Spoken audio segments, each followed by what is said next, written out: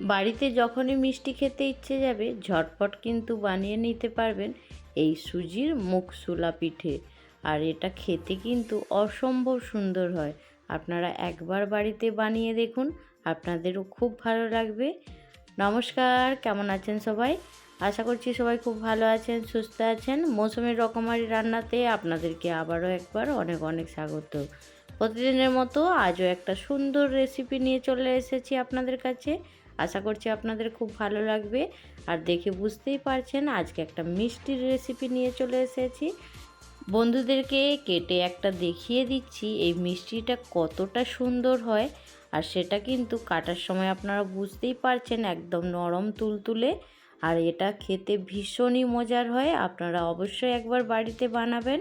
আর আপনাদের কেমন লেগেছে সেটা কিন্তু জানাতে ভুলবেন না।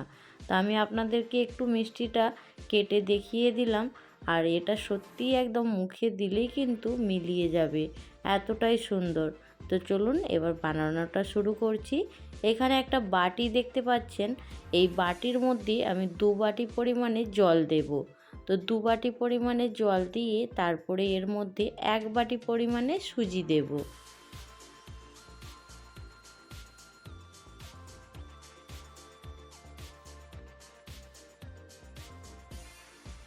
কড়ার মধ্যে জলটা দেওয়ার পরে আমি গ্যাসটা অন করে নিচ্ছি।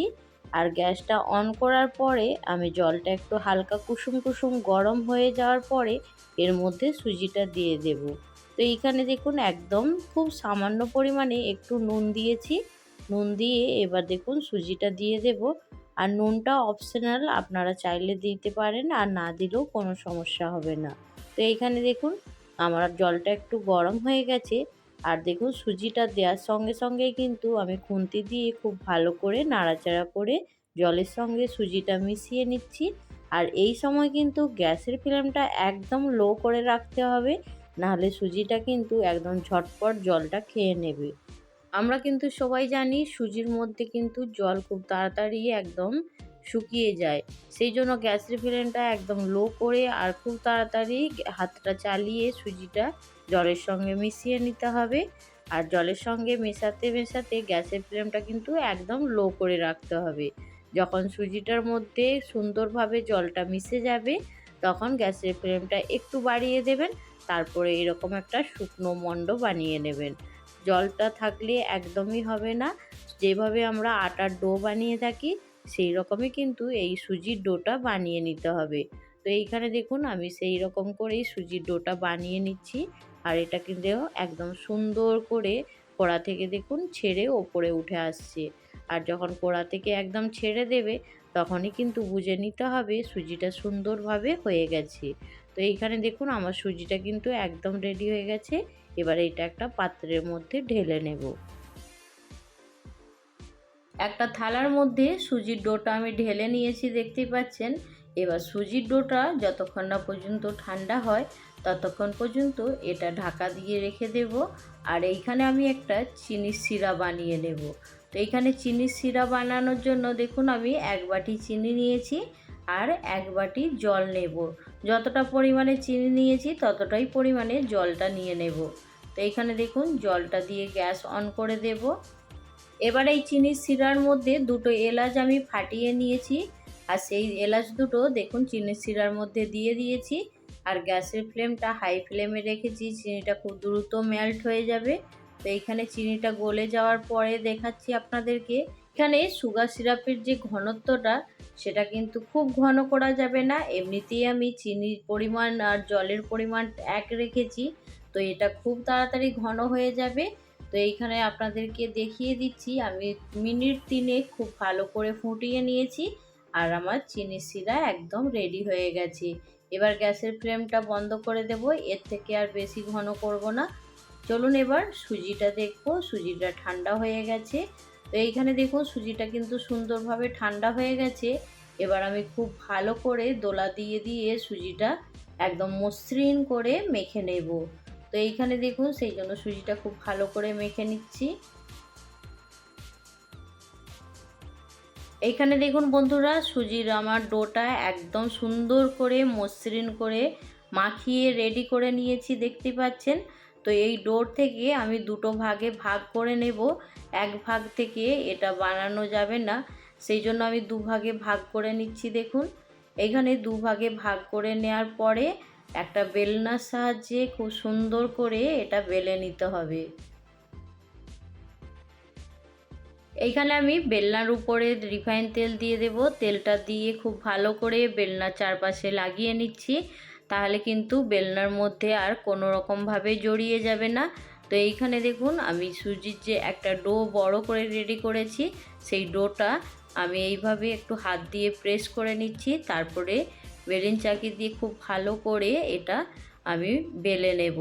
তো এইখানে দেখুন সুন্দর করে বেলে নেব, কিন্তু সাইডগুলো ফেটে যাবে, তাতে কিন্তু কোনো রকম অসুবিধে হবে না। আর এটা বেলার সময় কিন্তু একদমই পাতলা হবে না, একটু মোটা থাকবে। সেটা কিন্তু আপনাদেরকে আমি দেখিয়ে দেব কতটা পরিমাণে মোটা রাখতে হবে। তো এইখানে দেখুন একটু বড় সাইজের রুটির মতো বেলে নিচ্ছি, তারপরে একটা বাটি দিয়ে সুন্দর করে গোল গোল করে শেপ দিয়ে কেটে নেব। তো এইখানে দেখুন আমার বেলাটা কিন্তু সুন্দর করে হয়ে গেছে। এবার একটা বাটি নিয়ে নিচ্ছি, বাটি দিয়ে এইখানে আমি গোল গোল করে শেপ দিয়ে কেটে নিচ্ছি।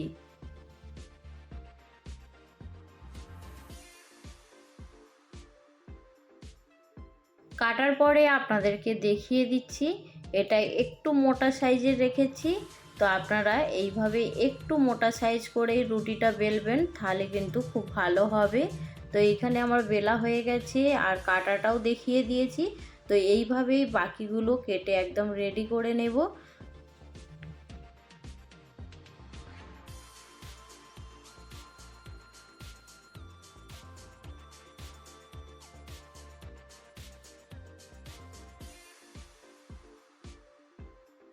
এখানে সবগুলো আমি রেডি করে নিয়েছি, দেখতেই পাচ্ছেন। চলুন এবার এর মধ্যে একটা পুর ভরার জন্য সুন্দর করে একটা পুর বানিয়ে নেব। তাই এইখানে আমি নিয়েছি নারকেল কুড়ো, এটা সঙ্গে সঙ্গে নারকেল কুড়ানো নিয়েছি। তা আপনারা চাইলে বাজার থেকে যে এখন রেডিমেড নারকেল কুড়ো পাওয়া যায়, সেটাও কিন্তু কিনে নিতে পারেন। আর যদি বাড়িতে এরকম তাজা নারকেল থাকে, সেটা দিয়েও কিন্তু বানিয়ে নিতে পারবেন। আর এইখানে আমি তাজা নারকেলটাই নিয়েছি, আর তার মধ্যে আমি 4 চামচ গুঁড়ো দুধ দিয়েছি। এখানে দেখতেই পাচ্ছেন অনেকটা পরিমাণেই দিয়েছি, আর বেশি পরিমাণে একটু দিলে খেতে কিন্তু বেশি ভালো লাগবে। আর এই পুরটার জন্য আমি নিয়েছি, দেখুন এইখানে আমি চিনি গুঁড়িয়ে নিয়েছি, আর চিনি গুঁড়োটা এখানে দিয়ে দিচ্ছি নারকেলের মধ্যে। তো চিনিটা অবশ্যই চেষ্টা করবেন গুঁড়িয়ে দেওয়ার জন্য, আর না হলে কিন্তু ভেতর থেকে একদম জল সরে যাবে। সেই জন্য চিনিটা অবশ্যই কিন্তু মিক্সিতে গুঁড়িয়ে নেবেন, আর গুঁড়া চিনিটাই এখানে ব্যবহার করবেন। নারকেলের স্টাফিংটা আমার একদম রেডি হয়ে গেছে, কিংবা নারকেলের পুরটা দেখুন কতটা সুন্দর লাগছে, দেখে বুঝতেই পারছেন। আর এটা খেতে কিন্তু অসম্ভব সুন্দর হবে। অবশ্যই একবার বাড়িতে বানানোর চেষ্টা করবেন। আর আপনাদের কেমন হয়েছে, কেমন লাগলো, সেটা কিন্তু জানাতে একদমই ভুলবেন না। তো এইখানে দেখুন আমি একটা নিয়ে নিচ্ছি হাতের মধ্যে। সুজিটা বেলে যে রেডি করে রেখেছিলাম এইরকম লুচির মতো আকার করে। তো এইখানে আমি দেখুন একটা হাতের মধ্যে নিয়ে আর সুন্দর করে স্টাফিং ভরে নিচ্ছি। তো এইখানে দেখুন স্টাফিংটা ভরার পরে কিভাবে সুন্দর করে এটা একটা শেপ দেব, সেটা একটু দেখে নিন। তো এইখানে দেখুন মাজারখান দিয়ে আমি খুব ভালো করে মুড়ে নিয়েছি, তারপরে একদম সাইডগুলোকে খুব ভালো করে সিল করে নিচ্ছি। তো এই সাইডগুলো কিন্তু অবশ্যই ভালো করে সিল করবেন। করার পরে দেখুন সুন্দর করে আমরা যে চন্দ্রকলা মিষ্টি বানিয়ে থাকি, সেই রকমভাবে একটু বিনুনির মতো করে একটু বিনিয়ে নিচ্ছি। যদিও খুব ভালো পারি না, তবু একটু চেষ্টা করে নিচ্ছি যাতে ভালো হয় আর ভালো দেখায়। তো এইখানে দেখুন সুন্দর করে আমি শেপটা দিয়ে দিয়েছি। তো আপনাদের কেমন লাগলো জানাতে ভুলবেন না। একটা সুন্দর করে একদম ফোল্ড করে রেডি করে নিয়েছি, দেখতেই পাচ্ছেন। আর একটা চেষ্টা করব একদম সেমভাবে বানিয়ে নেওয়ার। তো এইখানে তার জন্য হাতের মধ্যে আবারও একটা নিয়ে নিয়েছি। নেয়ার পরে এর মধ্যে সুন্দর করে স্টাফিং ভরে যেইভাবে আমি মুড়িয়ে নিয়েছি সেইভাবেই কিন্তু মুড়ে নিতে হবে। তো এইখানে দেখুন স্টাফিংটা একটু বেশি পরিমাণে দিয়েছি, খেতে বেশি ভালো লাগবে। আর এইখানে সুন্দর করে আবার ফোল্ড করে আর মুখটা একদম সিল করে নিচ্ছি।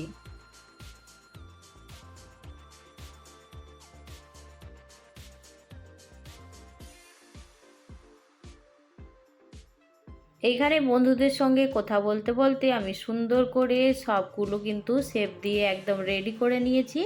এবার গ্যাস অন করে একটা কড়া গরম করে নেব। তো এইখানে দেখুন কড়া গরম হয়ে যাওয়ার পরে আমি রিফাইন তেল দিয়ে দিয়েছি কড়ার মধ্যে, আর তেলটাও কিন্তু সুন্দর করে গরম করে নিয়েছি।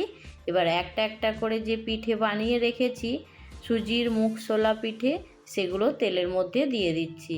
তেলটা আমার যথেষ্টই কম আছে, সেই জন্য খুব বেশি দেব না, 4 থেকে 5টা দেওয়ার পরেই এটা সুন্দর করে আগে একটু লাল করে ভেজে নেব। খুব বেশি লাল করব না, উল্টে পাল্টে একটু লাল করে ভেজে নিয়েই এটা তুলে নেব। পিঠেগুলো যখন তেলের মধ্যে দিবেন তখন কিন্তু অবশ্যই গ্যাসের ফ্লেমটা একটু হাই ফ্লেমে রেখে দেবেন। তারপরে দেওয়ার পরে গ্যাসের ফ্লেমটা লো টু মিডিয়াম করে দেবেন। দেওয়ার পরে খুব ভালো করে দেখুন আমি একটু লালচে করে ভেজে নিচ্ছি। আর এইভাবেই কিন্তু পিঠেগুলো সুন্দর করে ভেজে নিতে হবে। আর এইখানে দেখুন পিঠেগুলো আমার ভাজা হয়ে গেছে। এবার পিঠেগুলো তুলে নিচ্ছি।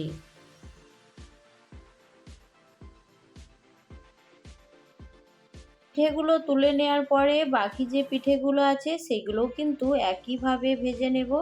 তো এইখানে আমি আর সম্পূর্ণটা দেখাচ্ছি না, এইখানে দেখুন পিঠেগুলো কতটা সুন্দর লাগছে ভাজার পরে। তো এইভাবেই কিন্তু বাকি পিঠেগুলো ভেজে নিয়ে ফিরে আসছি।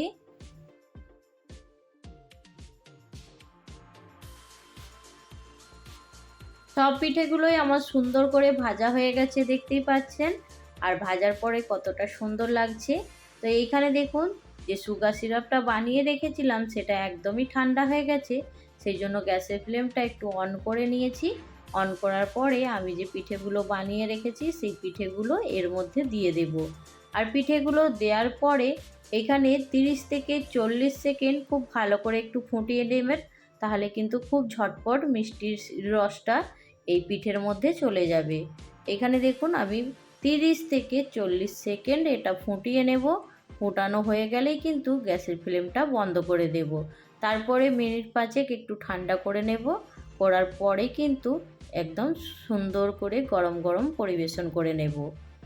এবার বন্ধুদের কাছে একটা ছোট্ট রিকোয়েস্ট করছি, আজকের রেসিপি যদি আপনাদের ভালো লাগে অবশ্যই কিন্তু ভিডিওতে একটা লাইক দিয়ে সম্পূর্ণ ভিডিওটা দেখে নেবেন। আর যদি আজকে কেউ প্রথম আমার চ্যানেলে ভিজিট করেন, আপনাদেরকে যদি এই মিষ্টি পিঠের রেসিপিটা ভালো লাগে অবশ্যই কিন্তু আমার চ্যানেলটা সাবস্ক্রাইব করতে একদমই ভুলবেন না। আপনাদের সাপোর্ট একটু একটু করে আমাকে এগিয়ে যেতে সাহায্য করবে, তো অবশ্যই পাশে থাকবেন। তো এইখানে দেখুন আমি সুন্দর করে পিঠেগুলো একদম ফুটিয়ে নিয়েছি আর গ্যাসের ফ্লেমটা বন্ধ করে দিয়েছি। খুব বেশিক্ষণ কিন্তু রসের মধ্যে রাখবেন না, তাহলে পিঠেগুলো ভেঙে যাবে।